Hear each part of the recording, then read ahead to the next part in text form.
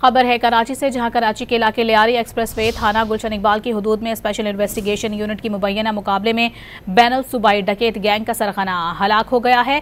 इस कामयाब कार्रवाई का अहवाल जानेंगे। अपने नुमाइंदे मोहम्मद बिलाल हमारे साथ मौजूद हैं। बिलाल, बताइएगा इस हवाले से।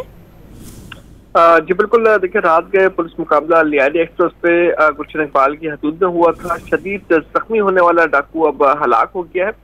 पुलिस हुकाम की जानिब से बताया गया है कि हलाक मुलजिम से असलहा 25 लाख नकदी और तलाई जेवरात और कार बरामद हुई है, जबकि हलाक मुलजिम की शनाख्त आमिर के नाम से कर ली गई है। हलाक डाकू जेवरात और कैश जो है डकैती की बड़ी वारदातों में मुलविस और बैनुल सूबाई गैंग का सरगना भी बताया जाता है। गैंग के दीगर गिरफ्तार मुलजिमान की निशानदेही पर सरगना को गिरफ्तार करके जो है वो SIU की जानिब से कार्रवाई की गई थी, जबकि मुलजिम ने पुलिस को देखकर शदीद फायरिंग की और फायरिंग के तबादले में मुलजिम पहले जख्मी हुआ और उसके बाद हलाक हो गया। हलाक मुलजिम डकैती और असले के मुकदमात में पुलिस को मतलूब था।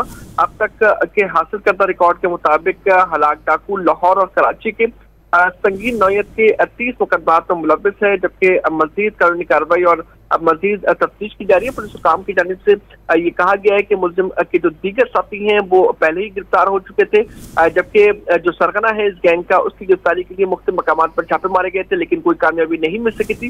रात गए ये गुलशन इकबाल एक्सप्रेसवे के मकाम पर ये कार्रवाई की गई और कार्रवाई के दौरान मुलजिम हलाक हो गया। जी बहुत शुक्रिया आपका बिलाल, तफसीली तौर पर आगाह करने के लिए।